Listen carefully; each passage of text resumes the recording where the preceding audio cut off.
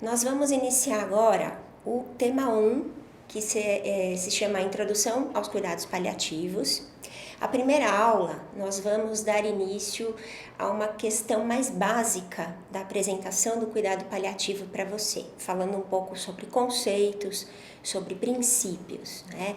Nós sempre comentamos que o cuidado paliativo, ele não é uma especialidade de guidelines, de protocolos, mas sim uma especialidade de princípios. A gente vai apresentar esses princípios para você e vamos tentar raciocinar em cima deles, não pensar somente de uma maneira mais quadradinha, regular, mas entendendo o indivíduo como um ser muito mais complexo do que a gente imagina, tá? Vamos lá. Em primeiro lugar, o que você entende por cuidado paliativo? Muitas vezes, quando você ouve essa expressão, você logo liga isso a essa foto, por exemplo, onde existe alguém adoecido na cama, muitas vezes em fase final de vida, e alguém com a mão sobre a mão desse paciente, a mão desse doente, e pessoas em volta. Aqui nessa foto a gente consegue ver que existe um doente rodeado por alguém da família, talvez, ou que seja um médico, um assistente espiritual que está ali com a mão sobre a mão dele, indicando apoio, indicando acolhimento. E existem pessoas da equipe ali em volta, com um prontuário na mão, enfim. O nosso objetivo é desmistificar um pouco isso, tirar um pouco a ideia de que o cuidado paliativo é só para pacientes que estejam em fase final de vida e também que o cuidado paliativo significa somente ofertar acolhimento. Pelo contrário, o acolhimento ele faz parte do cuidado, mas outras coisas existem em volta, sobretudo do ponto de vista técnico, e a gente vai aprender isso ao longo do módulo. Para a gente entender, começar a entender um pouquinho sobre o cuidado paliativo, uma expressão é extremamente importante. A palavra pallium. O que significa pallium? Vem do latim e quer dizer manto. E esse manto, ele significa muito mais do que a questão física, não é? De você abrigar alguém com um manto ou se abrigar com um manto. Mas no cuidado paliativo esse manto ele vai ter um contexto de proteção muito maior. Mas voltando lá aos primórdios, ao início, o manto, pallium, era nada mais do que esse manto, essa proteção que existe, onde os peregrinos que muitas vezes transitavam na época medieval de uma cidade para outra, se protegiam do frio, se protegiam da chuva, das agressões da natureza durante esse percurso que eles realizavam. Posteriormente, o pallium tornou-se essa estrutura que fica aqui, uma figura do tempo bizantino, onde a gente vê aqui o pallium tornando-se essa estrutura que parece um Y e que era colocado sobre as vestes papais, indicando uma proteção divina. Já começou a ter um outro tipo de conotação e isso vai ser muito importante no desenrolar do entendimento do cuidado paliativo. Aqui a gente tem uma foto do Papa João Paulo II, onde a gente vê o pallium que ele levava aqui, não é?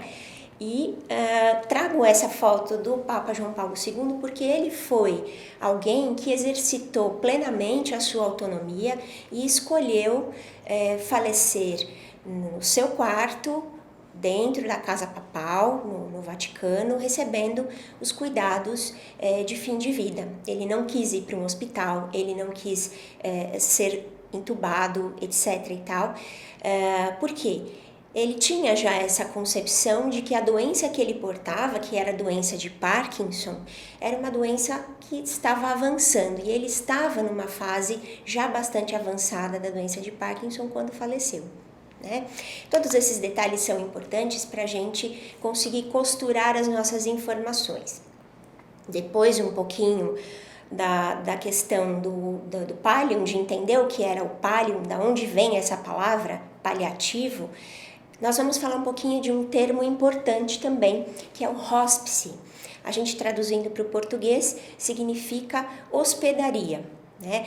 E na época em que o hóspice surgiu, ele surgiu na Europa medieval, e era um termo usado para abrigar viajantes, para abrigar peregrinos que faziam aqueles trajetos de uma cidade para outra, muitas vezes adoecidos, pobres, que não tinham o que comer. Enfim, na época medieval, na Europa do século XII, essas instituições abrigavam os peregrinos e os doentes, principalmente os doentes que já tinham sinais de alguma complicação, uma doença avançada, e que morriam nesses locais. Então, eles chegavam, eles permaneciam muitas vezes por um longo tempo e acabavam falecendo nessas hospedarias, nesses hóspices.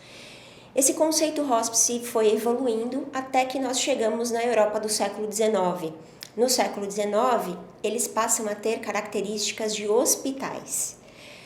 Existiam alas para cuidados com pacientes, por exemplo, com tuberculose, com câncer, e inicialmente esses cuidados eles não eram cuidados especializados, hospitalares, médicos ou de enfermagem.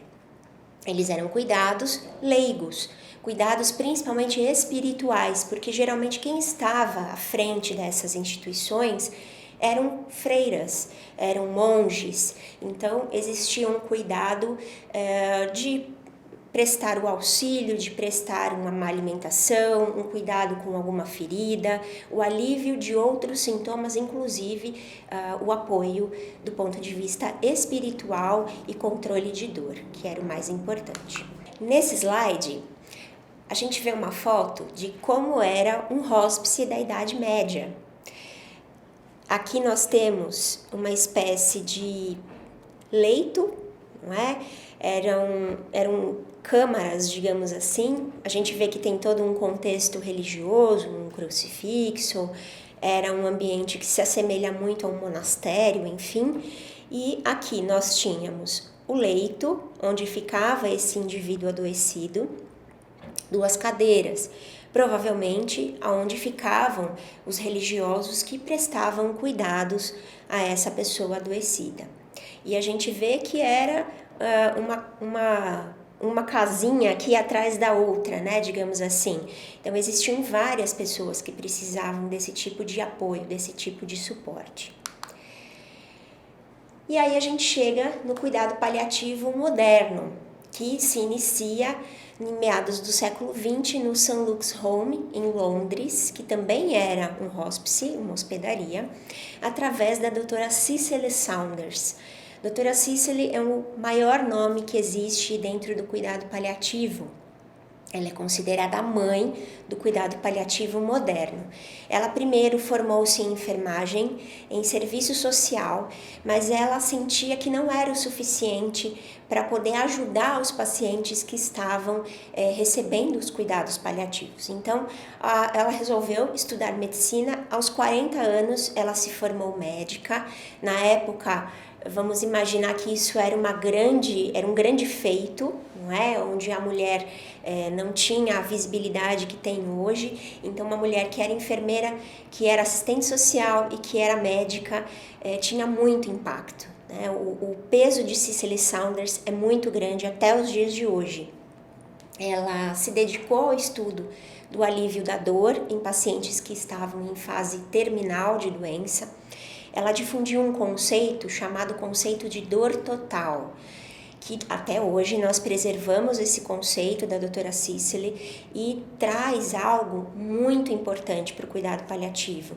A dor total, ela não se refere apenas a uma dor física, ela se refere a uma dor complexa, uma dor social, uma dor espiritual, de alguém que perde as suas capacidades, não somente físicas, mas muitas vezes perde o seu lugar na sociedade, perde o seu emprego, é um pai de família que se vê fragilizado e que não pode mais trazer o ganha-pão, digamos assim, para dentro da sua casa.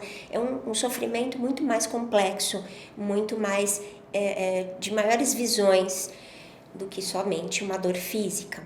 Ela se tornou grande defensora dos cuidados paliativos no final da vida e fundou o St. Christopher Hospice em 1967, que deu origem ao que nós chamamos de movimento hospice moderno.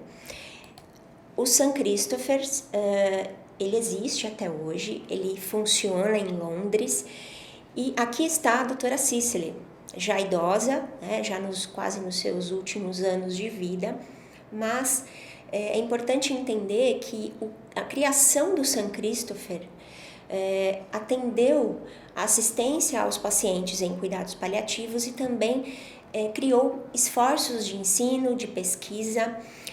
Hoje o cuidado paliativo não é visto mais como algo direcionado a um paciente em fase final de vida obrigatoriamente, entendendo como uma espécie de caridade. Pelo contrário, a doutora Cicely elevou o conceito do cuidado paliativo até que hoje nós o consideramos uma área de atuação médica, não só médica, mas de outras equipes multiprofissionais. A gente vai falar mais sobre isso nos próximos temas do módulo. Até que a gente chegue, então, dentro de toda essa cronologia, ao conceito atual da OMS, da Organização Mundial de Saúde, que foi revisto em 2017, o conceito de que cuidado paliativo é uma abordagem que melhora a qualidade de vida do paciente. E não só de um indivíduo adulto, de um indivíduo idoso, mas também de crianças. Existe o cuidado paliativo aplicado para crianças também. Não só para o paciente, mas para as famílias que enfrentam o problema junto com esse paciente, né, associado a doenças que ameaçam a vida. Ele previne e alivia o sofrimento através da identificação precoce, avaliação correta e tratamento da dor e outros problemas físicos, psicossociais e espirituais. Então, aqui a gente entende o cuidado paliativo como algo muito abrangente. Jovens, crianças, idosos, adultos, todos são passíveis de receber o cuidado paliativo diante de uma doença potencialmente ameaçadora da vida, e a sua família, o seu entorno também pode receber os benefícios dessa abordagem, ok? Por que eu coloquei essa foto, né, da borboleta azul, convencionada como azul na realidade, mas a borboleta no cuidado paliativo ela tem um significado.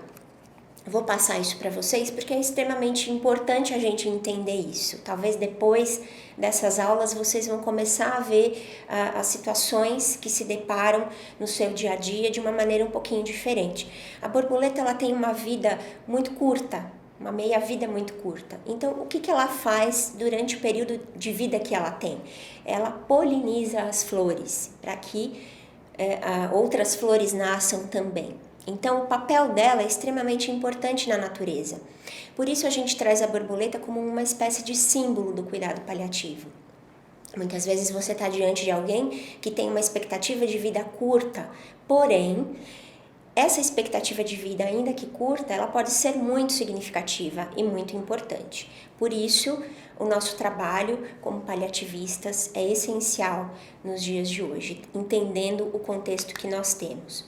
Convido vocês a olharem essa foto. Aqui nós temos a Pietà, extremamente conhecida, uma obra de Michelangelo da época renascentista.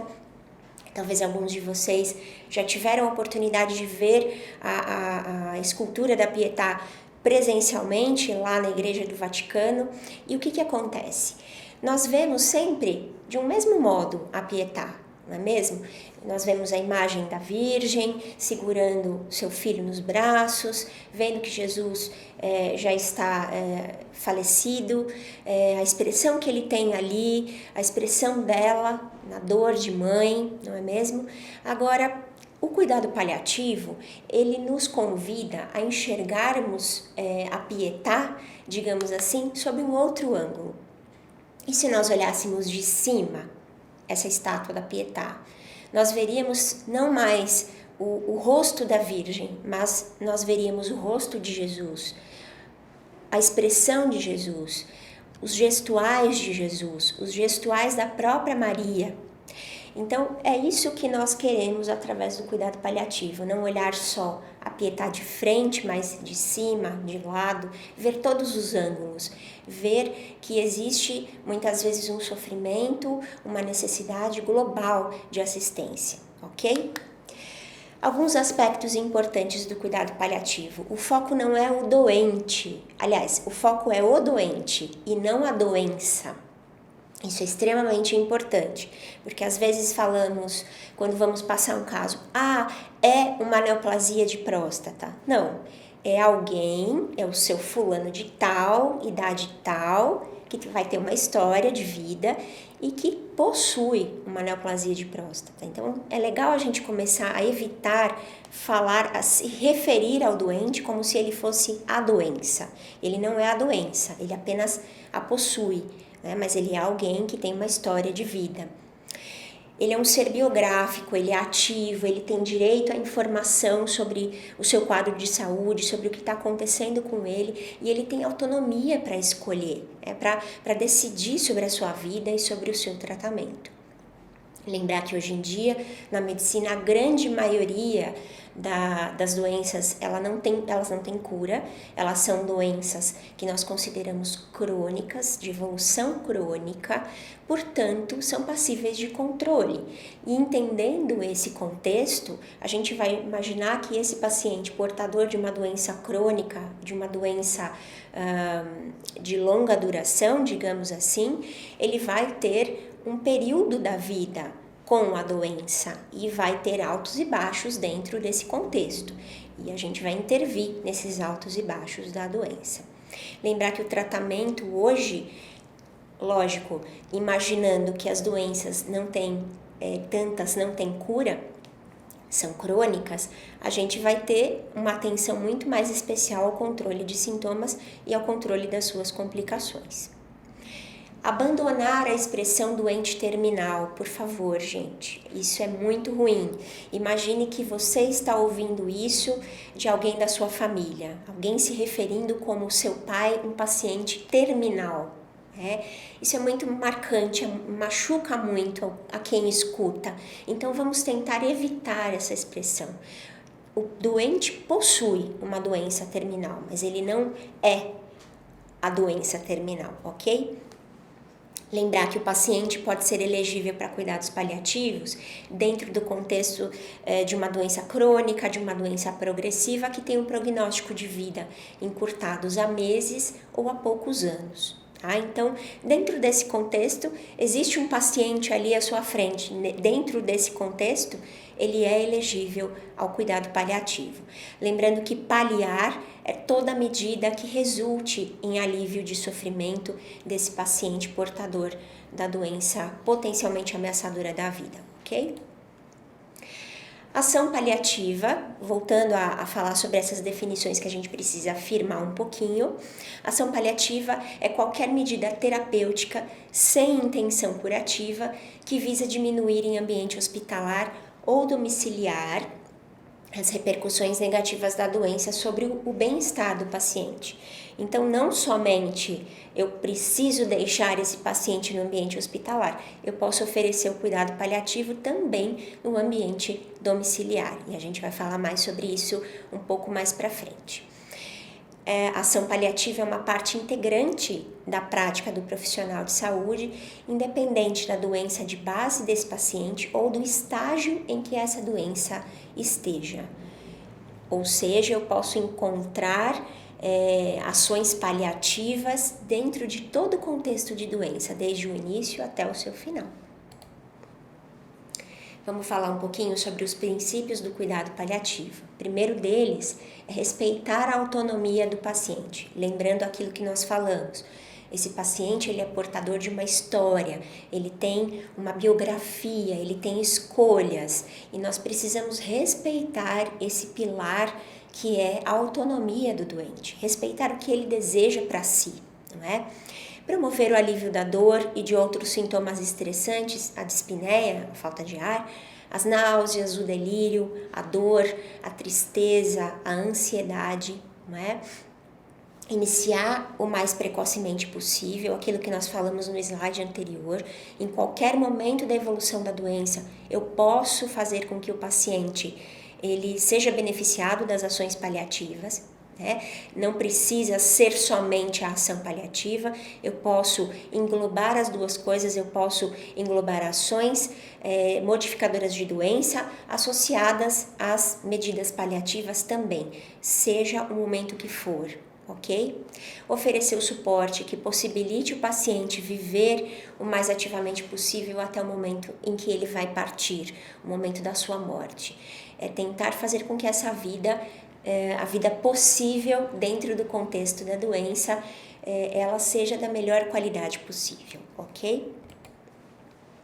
Alguns outros conceitos importantes que a gente precisa lembrar é que o trabalho em cuidado paliativo ele precisa ser em equipe. Nós não conseguimos fazer cuidado paliativo sozinhos, só o médico, só o enfermeiro, só o psicólogo. Isso não existe. A gente precisa de um trabalho em equipe e dentro da equipe cada um vai ter o seu contexto de trabalho, de atuação muito bem delimitado. A gente precisa integrar aspectos psicossociais e aspectos espirituais a esse cuidado. Lembrando aquilo que nós falamos desde o início, lá desde a época medieval, se dava muita importância ao cuidado espiritual do doente. E nós vamos trazer esse conceito ainda nos dias de hoje, no cuidado paliativo moderno. Oferecer o amparo aos familiares e aos entes queridos desse paciente durante todo o processo da doença, seja no início, quando tudo está sendo descoberto, quando tudo é uma surpresa, progressivamente até o momento em que esse paciente vai partir. E daí esses contextos de amparo, eles vão ser diferentes a cada momento dessa vivência. Lembrar que o cuidado paliativo ele não pretende postergar e nem antecipar a morte. É o que a gente chama de conceito de ortotanásia.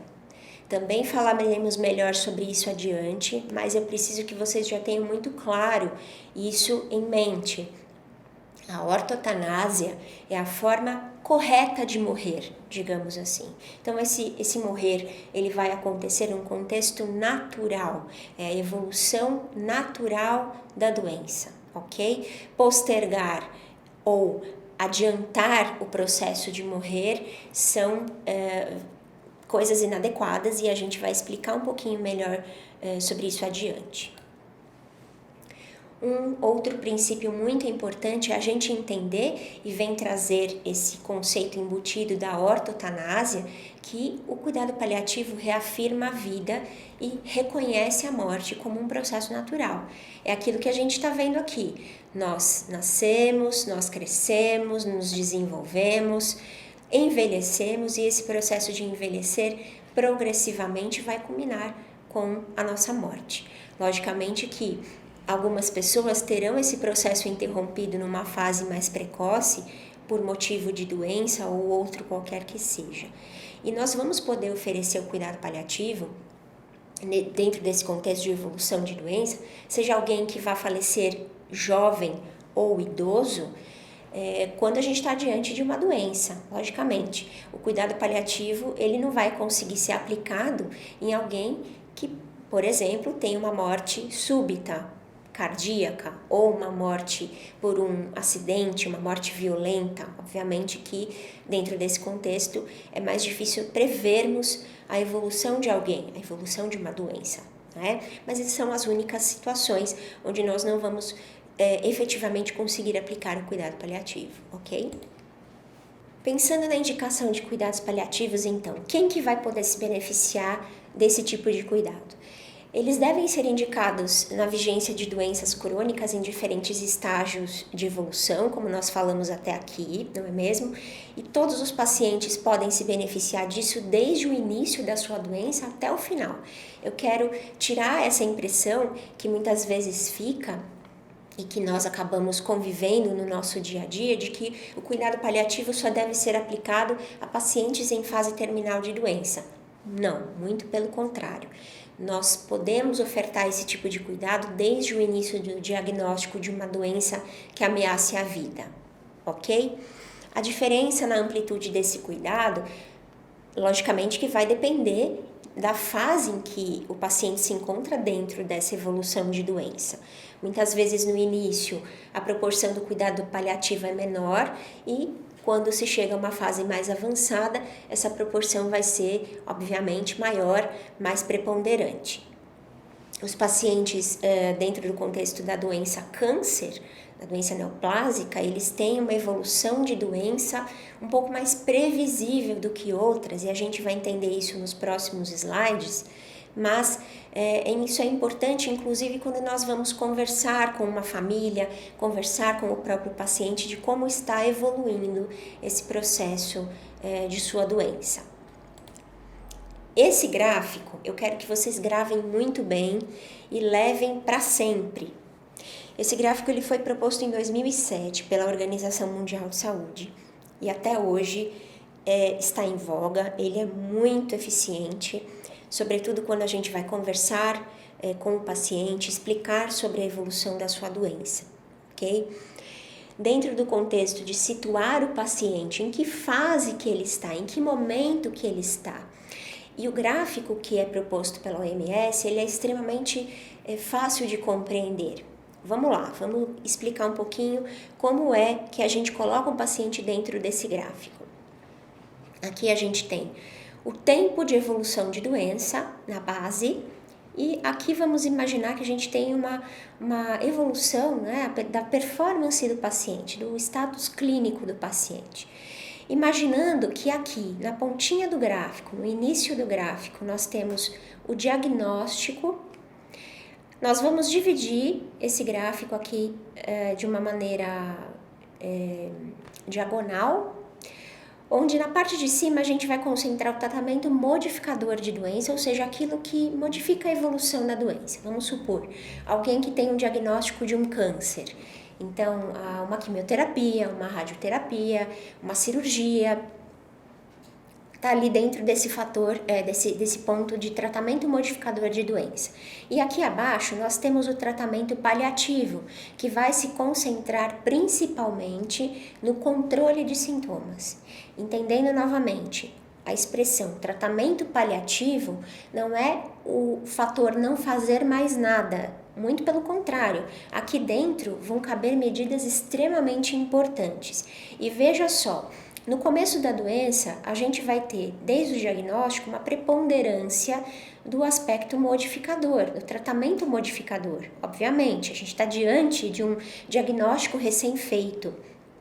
As intervenções serão muito maiores.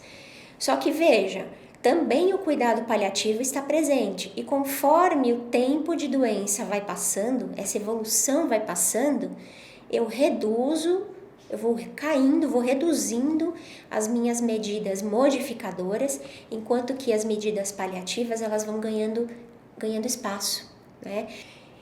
Então vejamos aqui que no final, né, dessa evolução, o cuidado paliativo ele se torna máximo. Não tem mais espaço para o tratamento modificador de doença. E quando a gente estiver diante de um cuidado paliativo exclusivo, digamos assim, ou seja, onde somente as medidas de cuidado paliativo, de controle de sintomas são de fato relevantes para aquele paciente dentro daquela evolução, aí sim nós estaremos diante de uma fase de terminalidade, tá? A terminalidade, por que ela entra aqui num processo linear? Porque cada paciente evolui de uma forma diferente.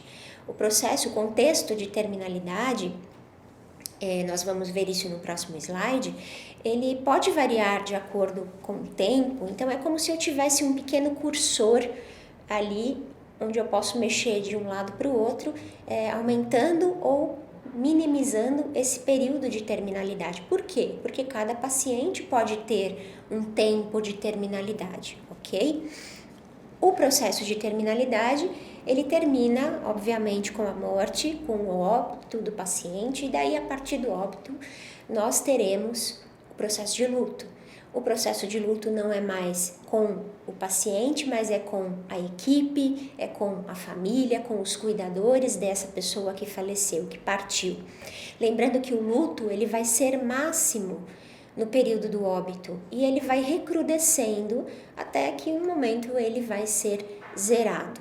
Obviamente que dentro aqui do luto, dentro desse contexto, nós muitas vezes precisaremos intervir também junto à família, junto aos cuidadores ou até mesmo junto à própria equipe que está promovendo o cuidado, porque a equipe também se enluta com o perder de alguém que cuidou por tanto tempo, tá? E nós vamos também falar sobre isso mais pra frente. Nesse gráfico, nessa figura, a gente vai ter o gráfico anterior que nós falamos, né?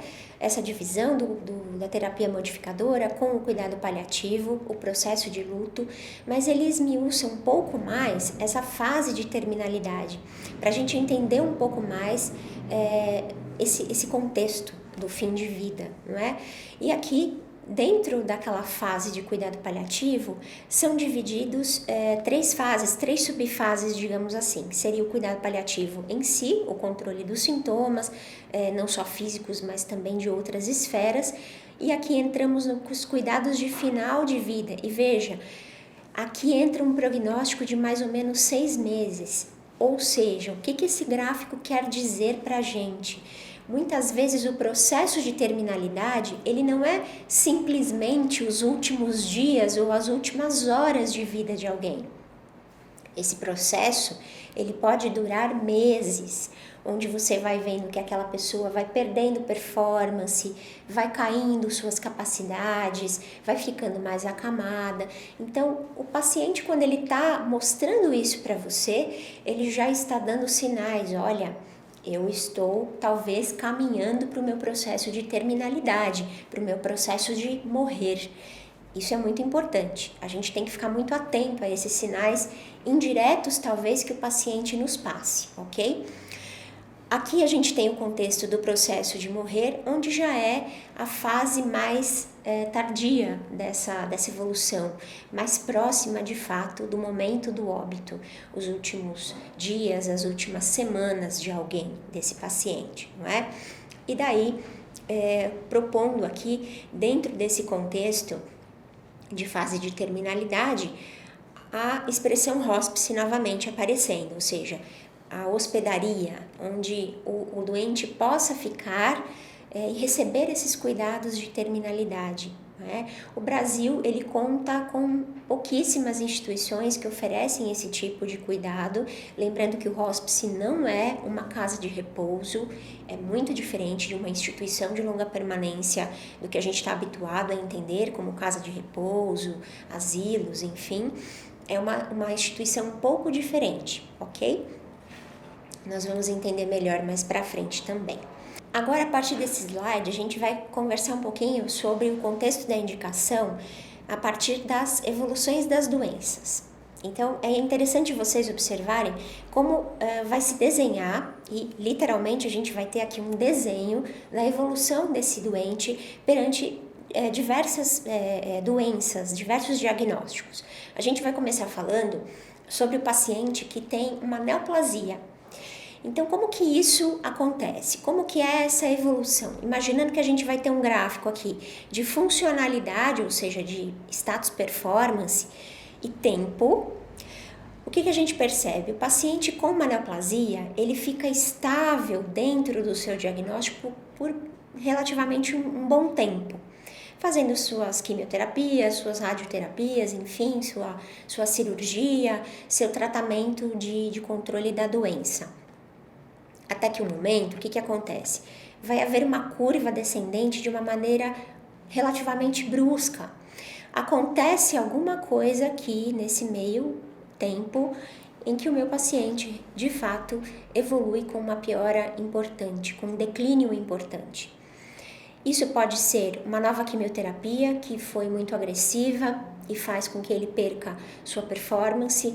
Pode ser que ele descubra aqui uma metástase, a doença saia do controle e venha um novo diagnóstico, um diagnóstico de uma metástase que comprometa profundamente a sua funcionalidade, vamos supor, uma metástase de sistema nervoso central que comprometa a sua locomoção, sua cognição, não é mesmo? Até o momento em que esse declínio torna-se vertiginoso e lá na frente ele pode até estabilizar um pouquinho, mas vai culminar com a morte. Veja o quanto de performance, se a gente for imaginar aqui como ele começa e aqui como chega ao final da doença, a funcionalidade muito prejudicada.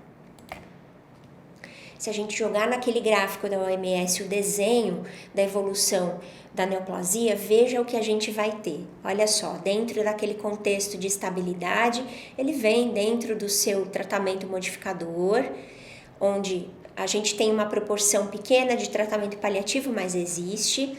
E aqui, no momento em que ocorre aquela piora, no momento em que há aquela curva descendente, e o cuidado paliativo torna-se preponderante, até o momento que na terminalidade ele é exclusivo, culminando com o óbito do paciente. Esse é o primeiro gráfico que a gente viu. No segundo gráfico, a gente vai entender a evolução de algumas doenças crônicas, como as insuficiências orgânicas. A insuficiência cardíaca, a insuficiência pulmonar crônica dos pacientes com DPOC, com enfisema, com asma grave, com fibrose pulmonar. Entender também nesse contexto as insuficiências renais, as insuficiências hepáticas, não é? E olha só como é curioso esse desenho.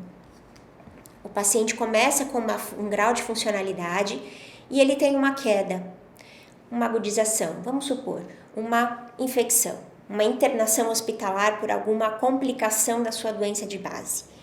Ele é tratado, ele é otimizado e depois ele volta a um patamar superior. Mas vejam que ele nunca volta ao patamar anterior a essa agudização. Então, ele vem num patamar funcional, ele tem essa queda, essa agudização e ele volta, ele se recupera. Mas ele nunca mais se recupera no mesmo nível em que ele estava antes. Eu consigo uma recuperação em menor nível, ok? E assim vão vindo as agudizações, os declínios dentro do contexto do tempo, até que em algum momento eu tenho uma agudização que não é passível de resolução, passível de reversão. E isso culmina com o óbito do paciente. Vamos jogar essa curva dentro do gráfico da OMS. Olha só o que acontece. Dentro dessas agudizações, desse não voltar ao patamar anterior, eu tenho muito tratamento modificador, mas eu também tenho tratamento paliativo, tratamento de controle de sintomas, até que essas agudizações elas vão sendo mais frequentes, vão fazendo com que o indivíduo vai perdendo funcionalidade, até o momento em que ele entra num processo de terminalidade e culmina com o óbito, tá? E aqui, por final, o gráfico, a curva talvez mais difícil da gente muitas vezes prever e prognosticar, que é o gráfico da fragilidade, da síndrome de fragilidade do idoso ou do paciente gravemente crítico, como por exemplo um paciente com sequelas neurológicas, um paciente que tenha ficado muito tempo numa unidade de terapia intensiva e que tenha desenvolvido neuropatia do doente crítico. E os demenciados, os pacientes portadores de demência de Alzheimer e outras demências. A gente vai ver uma curva extremamente irregular, tá? Onde esses altos e baixos, eles são mais difíceis de prever muitas vezes.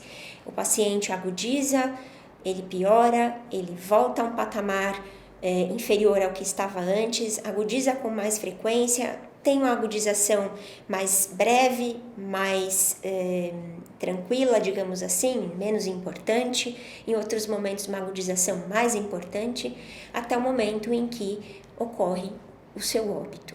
Jogando essa curva ali no gráfico da OMS, vejam como é um pouco mais difícil a gente conseguir estabelecer o prognóstico desse paciente, não é?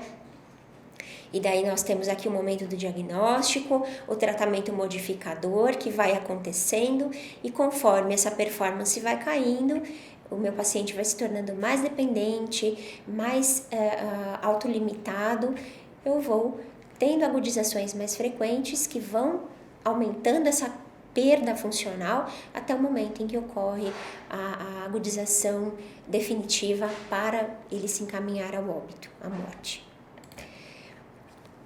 Para finalizar a nossa primeira aula, a responsabilidade da equipe inter e multidisciplinar frente a um paciente com cuidados paliativos, ela é muito grande, é muito dinâmico. Como a gente viu, todo esse processo de cuidado, olhar o indivíduo não somente pelo lado físico, mas de uma forma completa, entendendo que ele está evoluindo dentro do contexto da sua doença, de que ele está se fragilizando mais, de que a sua família, que seus cuidadores também se fragilizam nesse processo de cuidado. É muito importante entender esse processo como algo muito dinâmico. O processo de morrer é extremamente dinâmico. A gente precisa atentar para todos os detalhes que envolvem esse processo, todos os aspectos que a gente precisa dar assistência a esse paciente e entendê-lo como um ser biográfico, um ser que tem uma história, respeitar a sua autonomia, respeitar a sua trajetória de vida, respeitar aquilo que ele quer para si, ok? Legitimar a realidade, sem desfazer as esperanças, e isso é uma coisa extremamente delicada, que nós vamos abordar no tópico de comunicação de más notícias. É muito tênue essa linha onde nós vamos caminhar, onde nós teremos que ser éticos, falando a verdade ao nosso paciente, mas de uma maneira adequada, que não ofenda a sua integridade, seja ela física, seja ela espiritual, seja ela psíquica, ok? E assegurar a assistência a esse indivíduo, a essa história que ele possui e as pessoas que o envolvem, aos familiares que estão em volta dele, sobretudo também na fase do luto. Aqui eu quero só deixar a mensagem que nós falamos no início, da borboleta, onde nós possamos nos tornar borboletas também, polinizando as flores, levando essa semente dos conceitos do cuidado paliativo adiante. Lembrando que a nossa população mundial está envelhecendo, que as doenças crônicas, que as doenças graves estão se tornando cada vez mais frequentes e que elas vão precisar de cuidado. Aqui a nossa bibliografia da aula deste momento, para vocês depois lerem um pouquinho mais a respeito.